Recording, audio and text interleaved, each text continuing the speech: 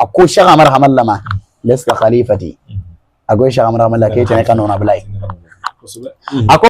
أنا أكو إيش شق مرحم الله ديني أنا لا أنت بوحدة أكو نشق تجاني دي والله نكلنا نشق تجاني دي إيه بوحدتي كليالا لا من بعد هذا علي طريقي قال غضب وكسر وجهي تلو أنوار وشيء سمامي برادي يهود للغير وشيء سمامي برادي يهود للغير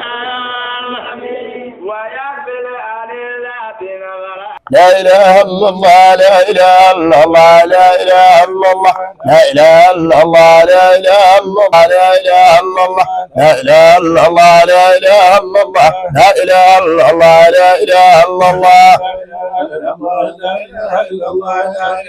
الله لا إله إلا الله لا إله إلا الله عليكم بباب الله باب رسوله ما يا وصيلتي لغير البرية عليكم بباب الله باب رسوله حماية وصيلتي لخير البرية فلا نبتغي للمصطفى من وسيلة سوى المصطفى المخصوص منه برتبته تقصر عن إدراكها كل مصطفى كريم جليل من كرام عجل هو البرزخ المقصوم ذاتا بعينه ووارث سر الختم ختم الولاية فقال له قطب العنام مضمن له الفضل بالذي له من فضيلته وخاتم الأولياء لست خليفتي فأنت أنا لا أنت بوحدتي يرى المصطفى بل لا يفارقون عن يفيد عليه فيد صاحبه وبايعه نعم يمين نبينا بها وضع اليمنى له وضع بيعته ولقانه الشيخ التجاني يقظة كما لقنا شيخ النبي بيه فلقناه الهدي كفاء طريقه فأكرم بها أعظم بها من طريقته بها شافها الشيخ التجاني يشطه سقانا بأعظم الأواني طريق هدى للمطرين هداية مؤسسة على الكتاب وسنة شفيع الورى فأنه عقد انتظامها ومنه اتخاذ ويرضها للعباد فللصادقين فيه منه بشارة بحب ورضوان وقرب ووصلة وهل تحسب الورد الذي كان نظيما نبي الهدى يبنى بصاص وأركانها استغفارنا من ذنوبنا صلاة على المختار وهي وصلتي إليه وذكر جاء في الذكر ذكره بحيلة على وأفضل كلمة وعادبها تقفل الكتاب وسنة وشارط شرطها شفيع للأمة وحذرنا التفريط فيه رسولنا ووصى به المختار أي وصي فمنه الذي تفريط فيه مخرج ومنه اللزوم التوب منه للصحة مفصلة في الكتب أوصيك يا أخي فأحذر من التفريط فحذرنا التفريط في شرط وردنا حماية من المكروه خوف القضية ففقيد شرط فات مشروط شرطه ومن فاته المشروط باء بخيبة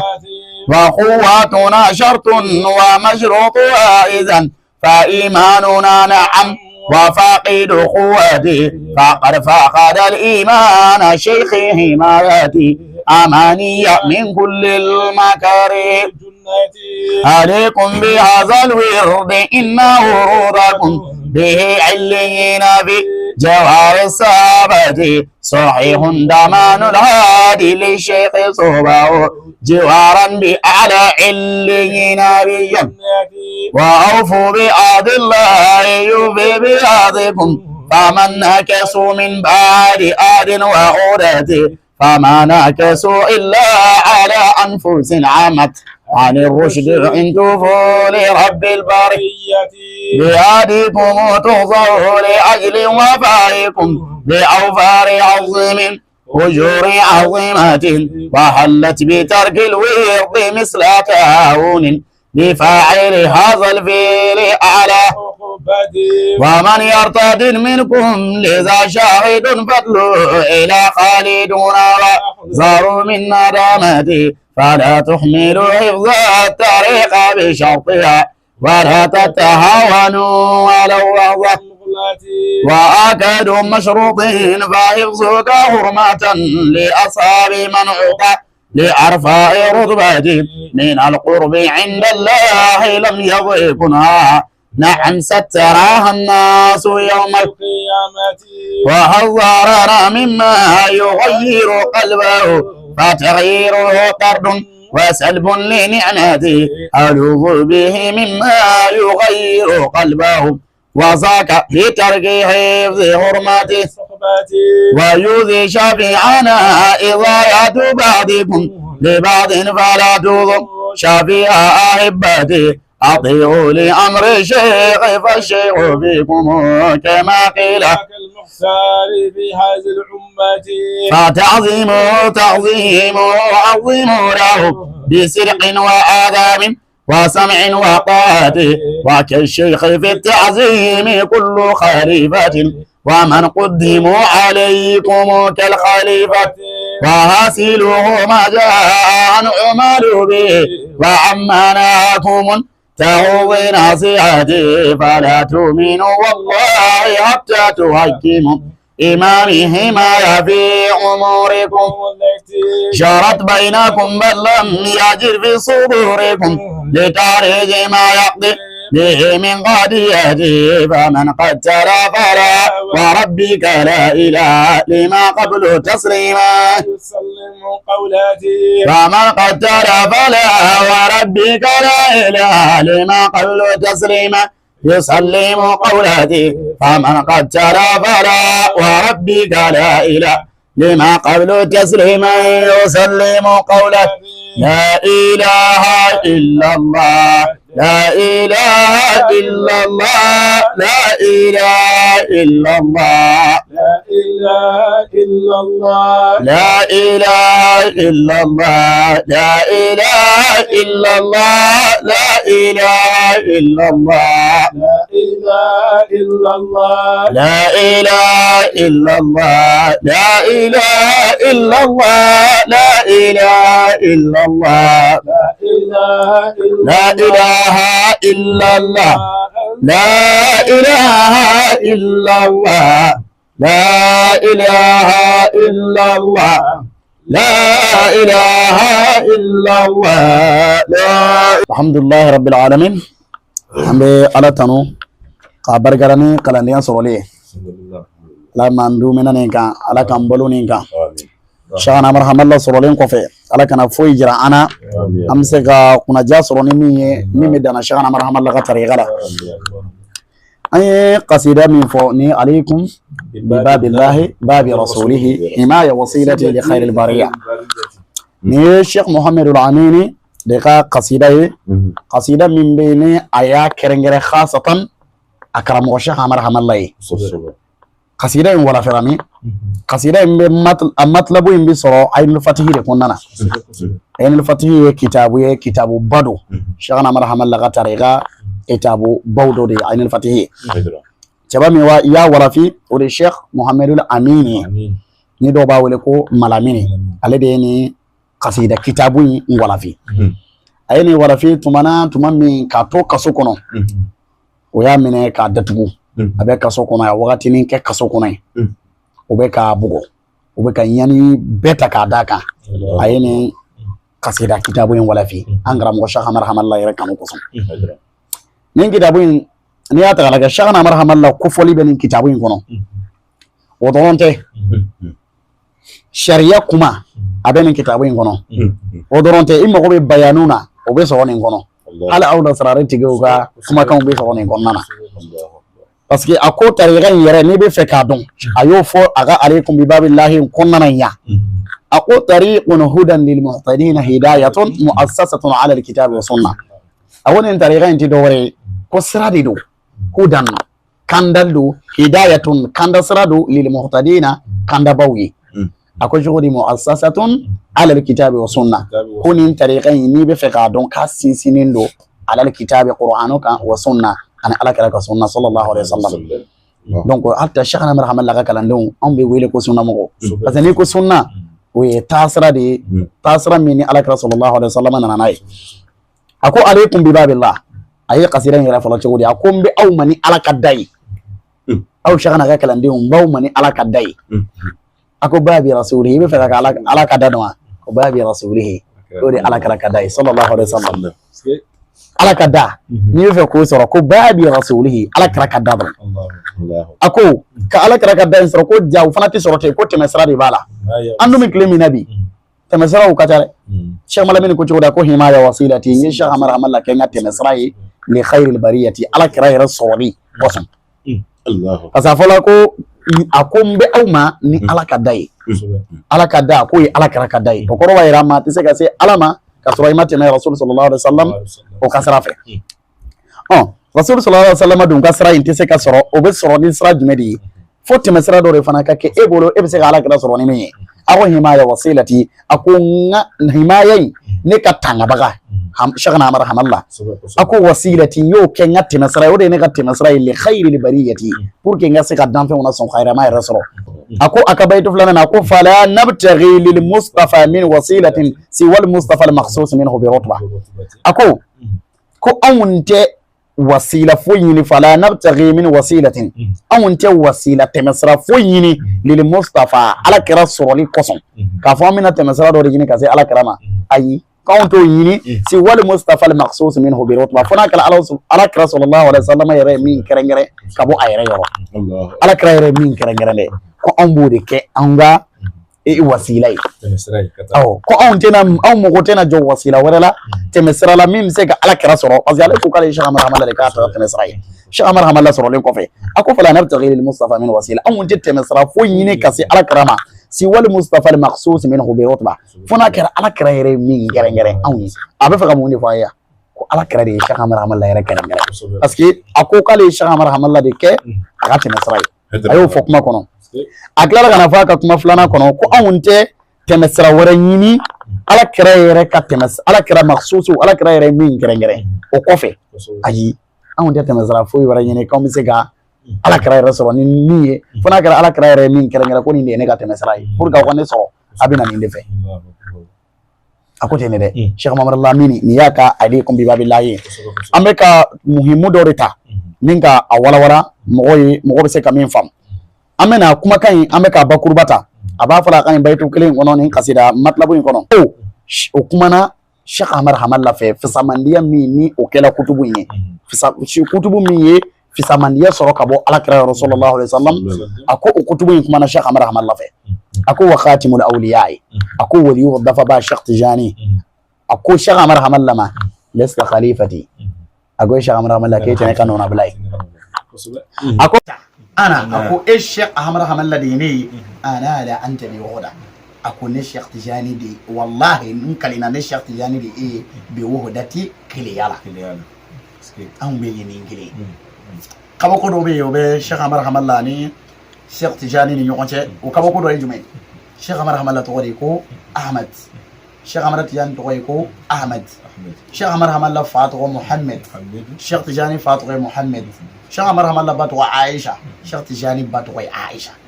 o bawo to ko yekele o fawo to ko yekele o yara to ko yekele nim fa samandiya be no Allah o bekla la kan yon soro fana ko to boya de woni kono ako yara li Mustafa bal la yufariquhu na'am yufidu alayhi fayd sahibu fayda ako yara al-mustafa ako Sheikh Tijani ye mustafa ye alakira sallallahu alaihi wasallam ayayi wala ka fa Sheikh Amar Hamalla yayi ako bal ukmata le yeli yere ko tere la yufariquhu wala ma faraka boyona la yufariquhu kira yere ma faraka bo ala yere ako na'am ako awo yafidu alayhi ay faydu shuru angara mo Sheikh Tijani ka faydu sawib faydati Sheikh Tijani faydu shuru angara mo Sheikh Amar Hamalla ka faydu tigere faydu min kerengere ay faydati sawib faydati di alakira sallallahu alaihi wasallam way faydu min di Sheikh Tijani ma ayo di kire shuru angara mo Sheikh Amar Hamalla ako wabaya'ahu na'am ako Sheikh Tijani wala ikafa Sheikh Amar Hamalla parce que kuma kayin da ulude min gele ako ay alakira bayan yoya na'am ako awo yaminu nabiyina alakira rakinin dage ayo de baya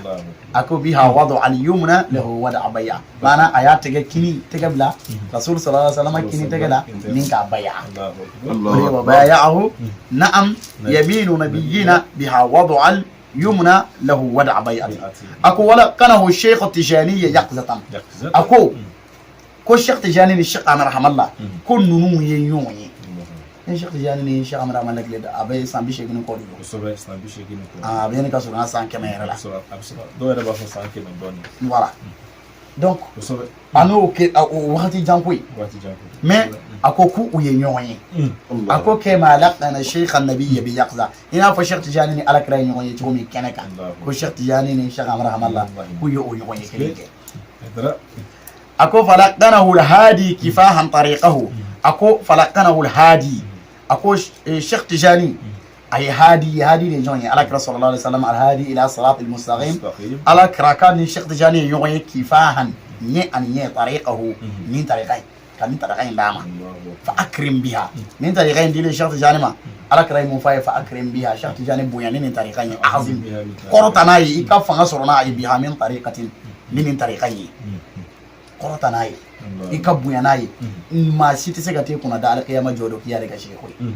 nin tariqan sorolin ko be Sheikh Tijani bolo korota na ibunya be so ni wasani ni ko amba bamana wabaje ko ibunya na ko ayi wasani ni wala amina ni fangai ako biha shafa Sheikh Tijani yajduhu ako nini tariqan yi ko shafa Sheikh Tijani yajduhu ko Sheikh Tijani ya mukallabo ana yi foka baroke masala saqana bi a'zami al-awani bi fayda ko alaka an lamini minen bela bi ba faydu ya rabbi ske ni yoyin alaka an lami nini amina na baitu min gonatuni noye anya tariqun huda yorofu ako shafi'ul wara fa anhu aqdu intizamiha wa minhu ittikhadhu wirdiha lil ibada ako shafi'ul wara dan fe mun rasulna lumba noye alaka sallallahu alaihi wasallam fa anhu aqdu intizamiha ko tariqain to njuri yere ko alaka da asi fa anhu abula alayhi rabbi wala aqdu intizamiha tariqain yere to njuri ko bol alaka da yoro abi sigi do mun akla ka fotu godi wa minhu ittikhadhu wirdiha lil ibada hala wurdi yere kamine abi mine ni tugaini la ko la kra yo fana to lil ibadati ka ke an gabbato fe an ba alabato nayi Allah ko ala kra sallallahu alaihi wasallam ne ke ako fali sadiqina fihi minhu bisharatun bi hubbin wa ridwanin wa qurbin wa usra ako fa bisharatun ako ni son diabe li sadiqina fihi ma minum nulu ye wurdi tientiya fali sadiqina fihi ayi ulu ko ni son diabo uye bi hobin ko ala kanu ubi kanu so ni ni wurdi mene waridwanin ko je ubo fana so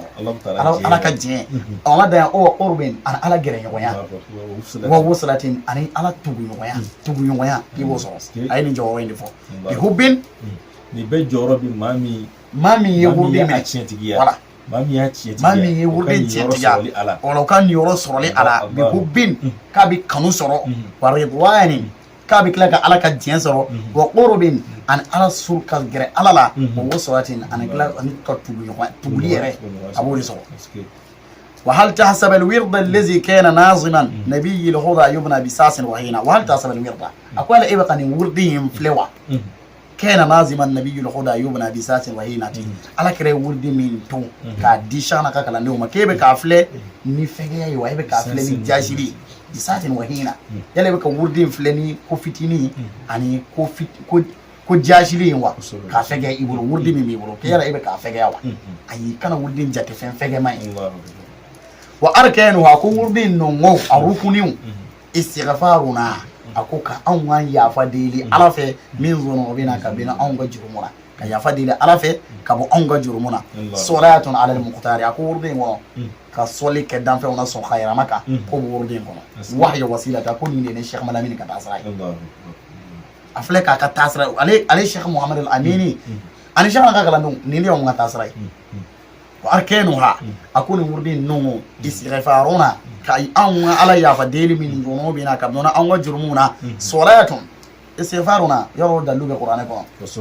nabi la nuhu ko fa qul tastaghfiru rabbakum innahu kana ghafaran yursilu samaa alaykum midran wa yumdidukum bi amwalin wa banina ay faida bari foya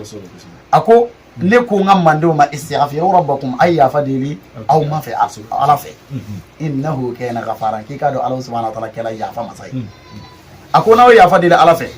yursilu samaa alaykum midrara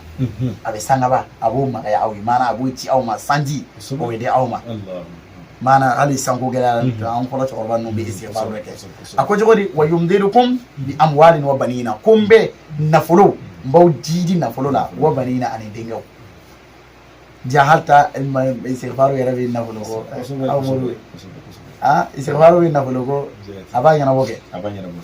ako kabi an son dium fanana jani mo ko fana ka dengo gela ya istighfar fana kana dumene ka ka ala fe abidin so aywa akuni le ne Cheikh Muhammad Lamine ka tasray salatun ka soli kala karaka onana qur'an ko suratul ahzab kono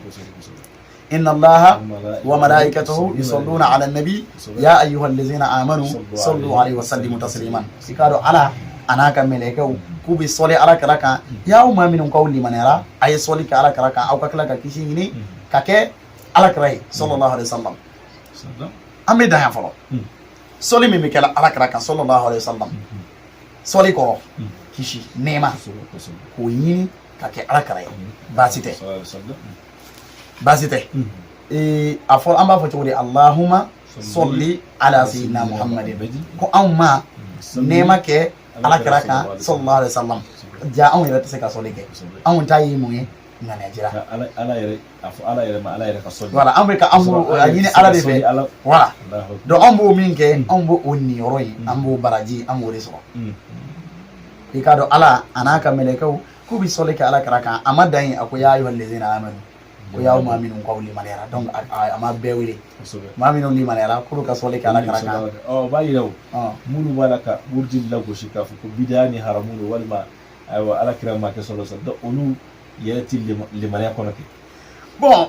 o de foro parce que pour que ka se ka mo yere lago shi foro o fili de be mo la bi kosobe o be ka femme lago shi muta yini ka don ni fenye mundi ba ko ala siri yere jumedi yanu ka lago shi we foro dron e kana fodron bid'a haram uta yini ka don fen yere munye uto don ko inna allaha ku ka do ala wa malaikatahu amma ko ala bisili amma ko ga bisun amma ko ga be jaga o ayati qur'ana kono ka fa ala bisili o ayati ka bisun o ayati ka fa ka be jaga bo o ayati ko ala bi hiji me aya do na ko inna allaha wa malaikatahu yusalluna ala nabi ko e ka don ala anaka melekau ku bi soli ke ala karaka ko ya au maminu ko limanera ayake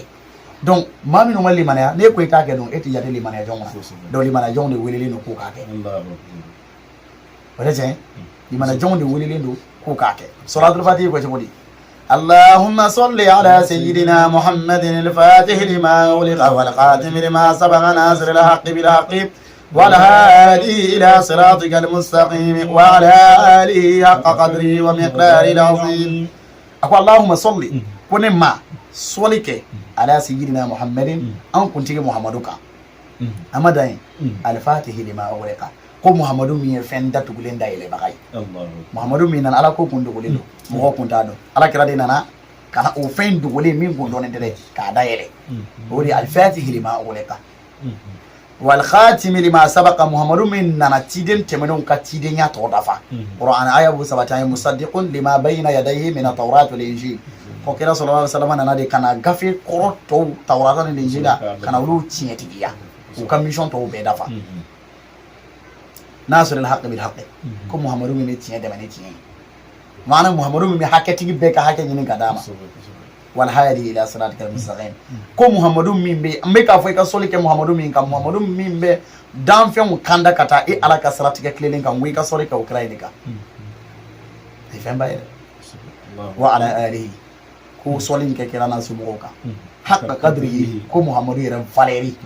wa miqdari azim muhammadu yɛrɛ ka jɔyɔrɔba min bɛ ala bolo dɛ jama kira valeur dɔ ni ala tɛ donc ko sɔli ka kɛ ala kira kan sallallahu alaihi wasallam mais ona tawta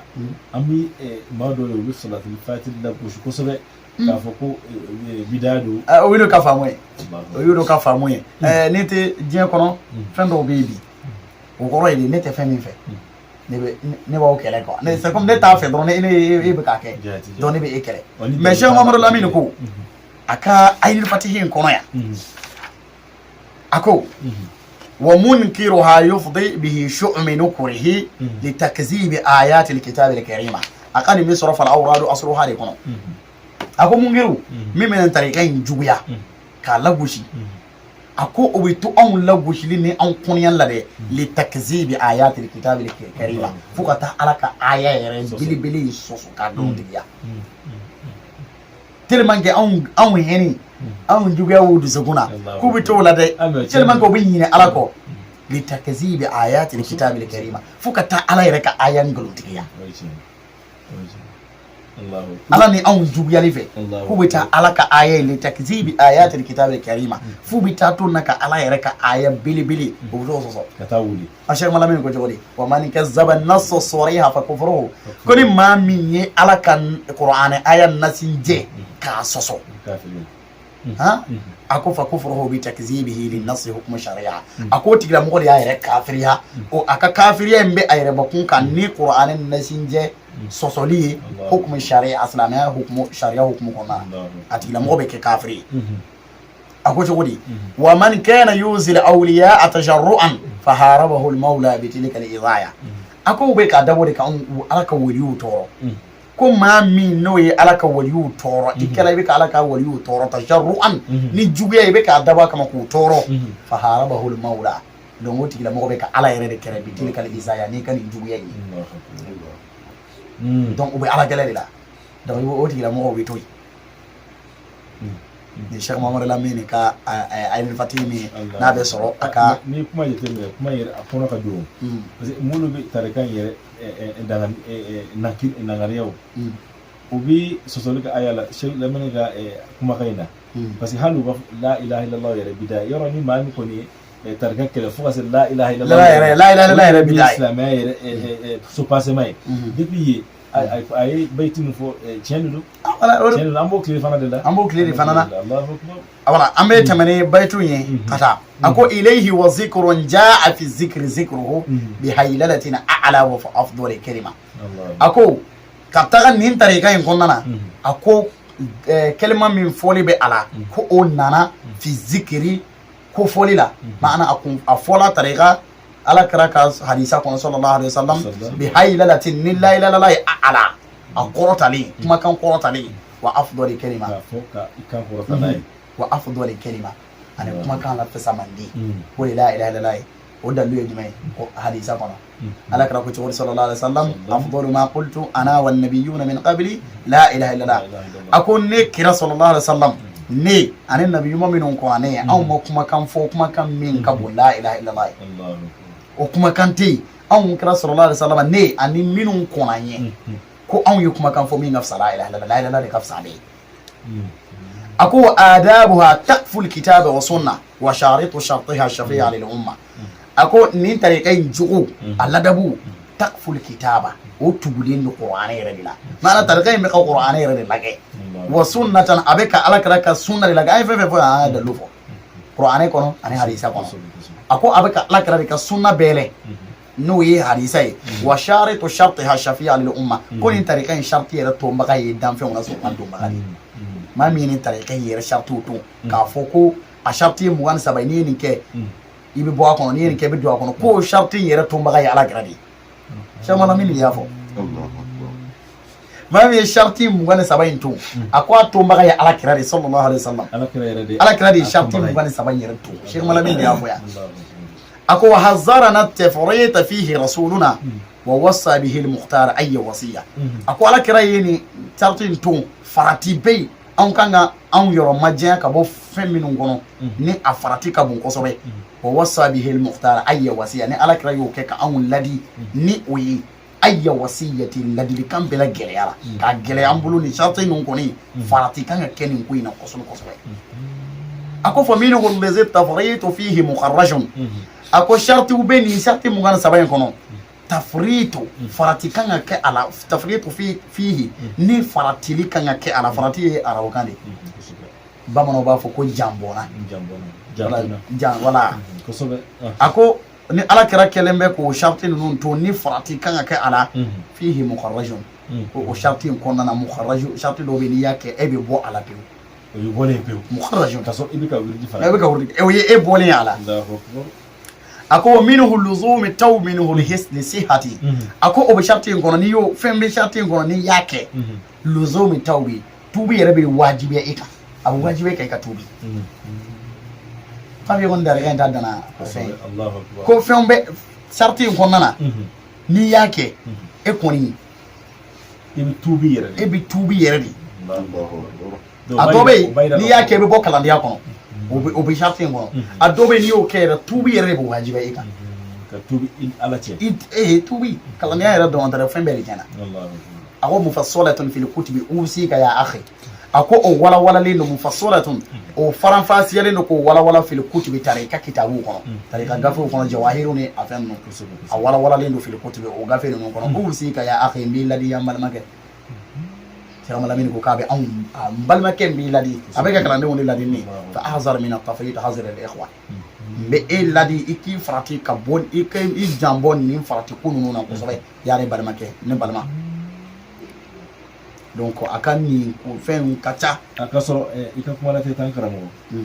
ama yi mo do yere bitare ka kono bu yere dame kata aywa tijaniya sirama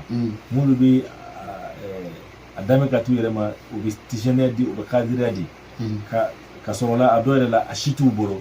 o wa fo ko shartu mulu fleni ni abi tijaniya ko ndana ka fo akramo shek tijana jallahu abi shartu mulu fo ka fo ni wurdi mine ni shartu wono fla folay ni bi laba ko ni fenna ni bi tubi ni sabana jeni shartu ye ko we gelade ko shakti jani ka kumate ka andangari ka fo mawari nana ni kuma nunu ya ko nana ya saka muti shakti jani kana shartu were ya saka ke ka mo hakili koro wal maka mo franyonka mais e mo lamin yore jabe foyam ako wa adabuha taqful kitab wa sunna konin tariqan yere ladabu minum waliya minum ba akoma tuko ko taqful kitaba ko tugulendo qur'ana de ko wa sunnatan ana ala kiraka tasara no hadisai wa sharitu shartuha asharti wa sharitu ye fa'iluri wa sharitu shartuha ako tariqan شرطي هاي الطريقة هاوي ضمير بيسجي كان الطريقة دي مؤنث وشارط شرطها أكو طريقة شرطي تومبا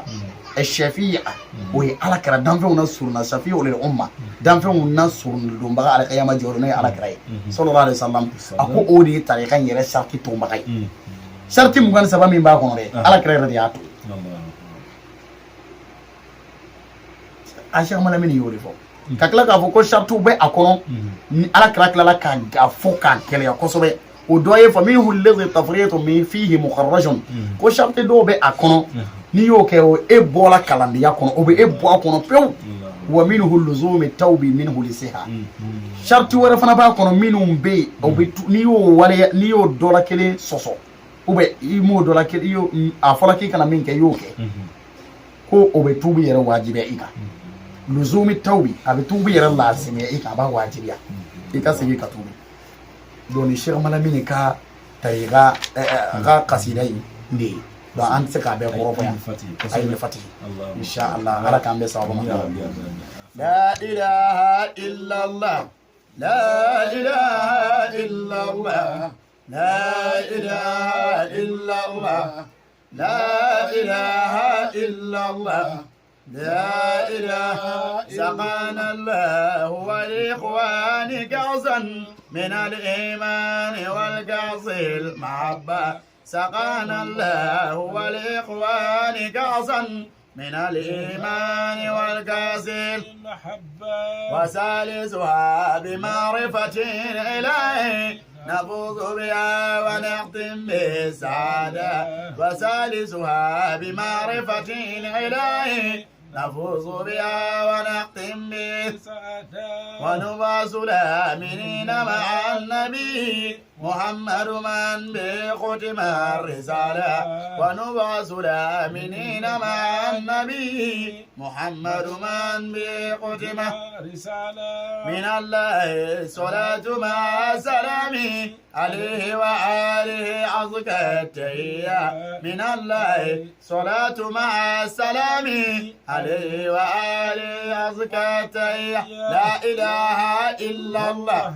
لا إله إلا الله لا إله إلا الله لا إله إلا الله لا إله إلا الله لا من بعد الهذن لعلي طريق النبي قال غضب والكسر في وجهي تلو أنوار النبي وشيء السمام براده يهود للغير النبي وشيء السمام براده يهود للغير